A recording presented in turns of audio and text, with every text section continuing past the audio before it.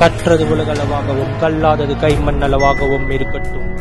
Hello everyone, எல்லாரும் எப்படி இருக்கீங்க? நல்லா இருக்கீங்களா? இன்னைக்கு நம்ம பேச போற டாபிக் வந்து எல்ஐசிக்கு அகைன்ஸ்டா ஒரு ஜட்மெண்ட் வந்திருக்கு. அந்த ஜட்மெண்ட்ல எல்ஐசி வந்து அவங்க யார்கிட்ட இன்சூரன்ஸ் அமௌண்ட் வாங்கினாங்களோ அவங்களுக்கு 1,57,58,000 நீங்க பே பண்ணணும் அப்படிங்கிற ஒரு ஜட்மெண்ட் வந்திருக்கு. இன்னைக்கு நம்ம அதை பத்தின சில டீடைல்டு விஷயங்கள் தான் இன்னைக்கு நம்ம வந்து பார்க்க போறோம்.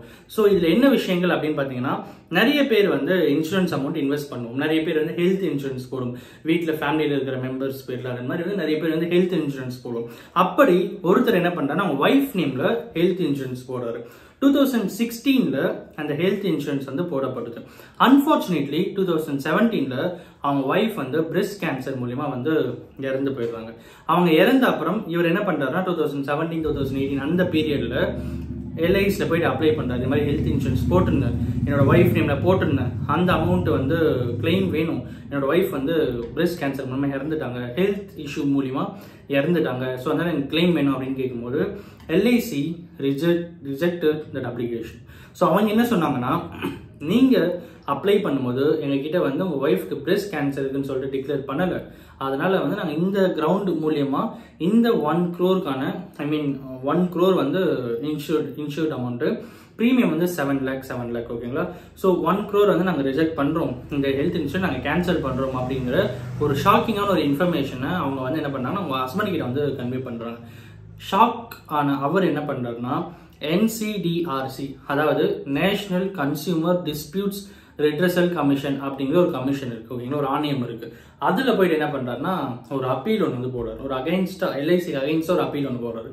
அந்த அப்பீல் என்ன ஆகுதுன்னா, ஃபர்ஸ்ட் இவங்க கிட்ட கேட்குறாங்க, எல்ஐசி கிட்ட கேட்குறாங்க, நீங்க ஏன் இந்த மாதிரி வந்து ரிஜெக்ட் பண்ணீங்க அப்படின்னு கேட்கும்போது, நாங்கள் வந்து ஃபர்ஸ்ட் அப்ளை பண்ணோம், நாங்கள் அப்ளை பண்ணும்போது நாங்கள் அப்ளை பண்ணுறதுக்கு முன்னாடியே ஃபுல் பாடி செக்அப் எல்லாமே நாங்கள் பண்ணோம், ஸோ எல்லாமே பண்ணிட்டு நாங்கள் வந்து அப்ளை பண்ணோம். பட் அன்ஃபார்ச்சுனேட்லி அந்த அப்ளிகேஷன் ஃபார்மில் அவங்க வந்து அந்த ஹெல்த் கிரவுண்டில் வந்து ஏதாவது இஷ்யூஸ் இருக்குது அப்படின்னு கேட்கும்போது அதை வந்து இவங்க வந்து இந்த மாதிரி எங்களுக்கு பிரெஸ்ட் கேன்சர் இருக்குன்னு சொல்லிட்டு அதை மென்ஷன் பண்ணலை, ஸோ அந்த காரணத்துக்காக நாங்கள் வந்து இந்த அப்ளிகேஷனை ரிஜெக்ட் பண்ணுறோம் அப்படின்னு சொல்லிட்டு அவங்க சொல்லியிருந்தாங்க. எல்ஐசி சொல்லியிருந்தாங்க.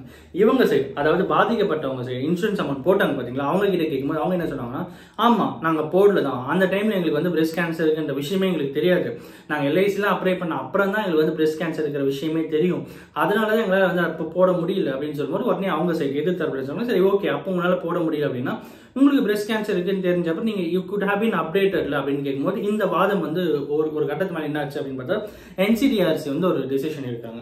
அந்த NCDRC டிசிஷன்ல என்ன ஆகுது அப்படின்னு பார்த்தீங்கன்னா, 1 crore வந்து நீங்க இன்சூர்ட் அமௌண்ட், அந்த 1 crore நீங்க வந்து பே பண்ணுங்க, பிளஸ் 9% இன்ட்ரெஸ்ட் ஓகேங்களா, 9% இன்ட்ரெஸ்ட் 1 crore, அப்புறம் வந்து insured amount 1 crore plus 9% interest, அப்புறம் 2 lakh, அதாவது அவங்க வந்து மென்டலி ஹராஸ்மெண்ட் பண்ணதுனால 2 lakh பிளஸ் 9% இன்ட்ரெஸ்ட், அதுக்கப்புறம் வந்து இந்த கேஸ் நடத்துக்கான சார்ஜஸ் ஒரு 50,000 சொல்லிட்டு ஆல் புட் டுகெதர் 1,57,58,000 எல்ஐசி வந்து அந்த இன்சூரன்ஸ் அமௌண்ட் வந்து அவங்க இன்சூரன்ஸ்க்கு வந்து நீங்க பே பண்ணணும் அப்படின்னு சொல்லிட்டு ஒரு ஆர்டர் ஒன்று வந்து வருது. இந்த ஆர்டர் பத்தி பேசுறதுக்கு முன்னாடி இன்னொரு விஷயம் என்ன அப்படின்னு பாத்தீங்கன்னா, அந்த சீக்வன்ஸ் இருக்கும்ல, நடந்த சீக்வன்ஸ் என்ன அப்படின்னு பாத்தீங்கன்னா, February 6, 2016 அந்த டிசீஸ்ட் லேடி என்ன பண்றாங்கன்னா எல்ஐசில வந்து ப்ரொபோசல் சப்மிட் பண்றாங்க, இன்சூரன்ஸ் வேணும் அப்படின்னு சொல்லிட்டு. March 3, 2016ல எக்கோ டெஸ்டும் மற்ற மெடிக்கல் டெஸ்டும் எல்ஐசி மூலமா எடுக்கப்படுது. March 29, 2016ல எல்ஐசி வந்து அவங்களுடைய பாலிசியை வந்து அப்ரூவ் பண்ணுது. அந்த பர்டிகுலர் பர்சனுடைய அட்மிட்டட் எக்கோ பாலிசி ஓர்டர் அனுப்பிட்டாங்கன்னா கரெக்டாக அன்னைக்கு டேட்ல தான் வந்து இதில் போயிட்டு அட்மிட் ஆகுறாங்க ஹாஸ்பிட்டலில். ஸோ March 30, 2016ல ப்ரீமியம் அமௌண்ட் 7 lakh வந்து எல்ஐசிக்கு வந்து இவங்க வந்து பே பண்ணியிருக்காங்க. ஸோ March 31, 2016ல biopsy and other hospital mandated medical test எல்லாமே வந்து கண்டக்ட் பண்ணப்படுது. April 6, 2016ல அந்த பர்டிகுலர் லேடி வந்து டிஸ்சார்ஜும் ஆகுறாங்க. March 30, 2017ல அந்த பர்டிகுலர் பாலிசி வந்து ரெனியூ பண்ணப்படுது. April 28, 2017, அதாவது அந்த அப்ளை பண்ணி அடுத்த ஒரு மாசத்துல ரெனியூ பண்ணி அடுத்த ஒரு மாசத்துல அவங்க வந்து தவறி போயிடுறாங்க. March 8, 2017ல LIC via a letter on this date intimated their decision to reject the insurance. 2018 மார்ச்ல இந்த இன்சூரன்ஸோட அமௌண்ட் வந்து உங்களுக்கு வராதுன்னு சொல்லிட்டு எல்ஐசி வந்து ரிஜெக்ட் பண்றாங்க. பேசிக் கிரவுண்ட் ஃபேக்ட் என்ன அப்படின்னு பார்த்தா அந்த பர்டிகுலர் பிரஸ்ட் கேன்சர் இன்ஃபர்மேஷன் நீங்க வந்து அப்டேட் பண்ணல அப்படிங்கிறதுனால. ஸோ இவ்வளோ பெரிய விஷயங்கள் நடந்த அப்புறம் என்ன ஆகுது அப்படின்னு பார்க்கும்போது அந்த பர்டிகுலர் கம்பெனி என்ன பண்றாங்கன்னா அதுக்கப்புறம் எல்லாமே கன்சிடர் பண்ணி இப்போ வந்து என்ன பண்ணுறாங்கன்னா 1,57,58,000 நீங்கள் பே பண்ணணும் அப்படின்னு சொல்லிடுவாங்க. நம்ம ஏன் இன்னைக்கு இதை பேசணும் அப்படின்னு பார்த்தீங்கன்னா நிறைய பேர் உங்களில் நிறைய பேர் நம்ம வீட்டில் இருக்கிறவங்க நிறைய பேர் என்ன பண்ணுறாங்க அப்படின்னு பார்த்தீங்கன்னா ஏதாவது ஒரு ஹெல்த் இன்சூரன்ஸ் போடணும் நம்ம ஃபேமிலிக்காக இருக்கட்டும். திடீர்னு நாளைக்கு ஏதாவது மெடிக்கல் எக்ஸ்பென்சஸ் ஆகுதுன்னா அந்த நேரத்தில் நம்மகிட்ட மணி இருக்காது. அந்த டைம் இந்த ஹெல்த் இன்சூரன்ஸ் அப்படிங்கிறது ரொம்பவே யூஸ்ஃபுல்லாக இருக்கும்.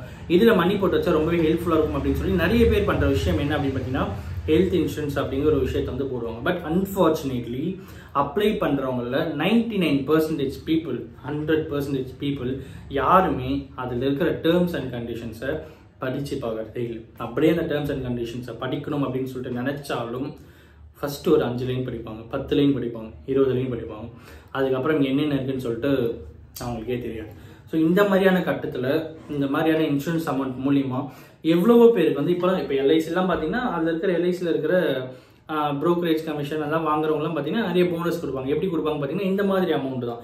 இறந்து போயிருவாங்க, அன்கிளைம்டு இன்சூரன்ஸ் அமௌண்ட்டாக இருக்கலாம், ரிஜெக்ட் ஆன இன்சூரன்ஸ் அமௌண்ட்டாக இருக்கலாம். இந்த மாதிரி அமௌண்ட் ஆல் புட்டுக்கிட்ட ஒரு பெரிய லம்சம் அமௌண்ட் வந்து எல்ஐசியில் மட்டும் இல்லை எல்லா இன்சூரன்ஸ் கம்பெனிலும் அந்த அமௌண்ட் என்ன பண்ணுறாங்க எடுத்து வந்து எல்லாருக்குமே அவங்க இருக்கிறவங்க எல்லாருக்குமே வந்து பாலிசி சேர்த்து விட்ட எல்லாருக்குமே வந்து போனஸாக கொடுப்பாங்க. இந்த மாதிரி நிறைய விஷயங்கள் நடக்கும்போது நம்ம மணி ஒருத்தர் நம்பி கொடுக்குறோம் அப்படின்னா அந்த மணிக்கான வேல்யூ எந்த அளவுக்கு இருக்குது அப்படிங்கிறது ரொம்ப ரொம்ப முக்கியமான ஒரு விஷயம். எல்லாத்துக்கும் மேலே நீங்கள் எல்ஐசியில் இன்சூரன்ஸ் போட்டிருக்கீங்க இல்லைன்னா வந்து வேறு ஏதாவது இன்சூரன்ஸ் கம்பெனி இன்சூரன்ஸ் போட்டிருக்கீங்கன்னா தயவு செஞ்சு நீங்கள் வந்து யாரோ ஒருத்தர் மூலிமா இன்சூரன்ஸ் போட்டிருப்பீங்களா. ஸோ அப்படி இருக்கும்போது அந்த இன்சூரன்ஸ் பாலிசியில் என்னென்ன டேர்ம்ஸ் அண்ட் கண்டிஷன்ஸ் இருக்குது, என்னென்ன ரூல்ஸ் அண்ட் ரெகுலேஷன்ஸ் இருக்குது, அது எல்லாமே வந்து உங்களுடைய எக்ஸ்பெக்டேஷன் சாட்டிஸ்ஃபை பண்ணுதா இல்லையான்ற எல்லா விஷயத்தையுமே தயவு செஞ்சு போய் செக் பண்ணுங்க. இது ரொம்ப ரொம்ப இம்பார்ட்டண்டான ஒரு விஷயம்.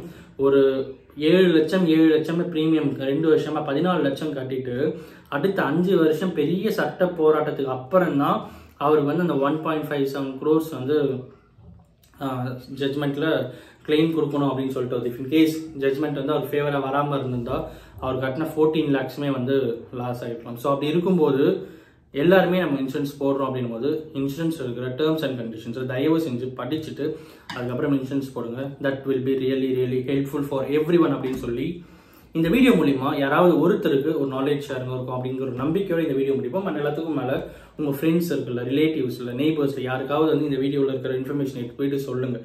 அவங்க உங்களுக்கு தெரிஞ்ச யாருன்னா இன்சூரன்ஸ் அமௌண்ட் போட்டுருக்காங்க அவங்க கிட்ட இந்த மாதிரி விஷயங்கள்லாம் பேசுங்க. அதெல்லாம் உங்களுக்கு வந்து ரொம்பவே வந்து ஹெல்ப்ஃபுல்லாக இருக்கும் அப்படிங்கிற ஒரு பர்டிகுலர் விஷயத்த சொல்லி இந்த வீடியோ முடிக்கிறேன். Thank you so much.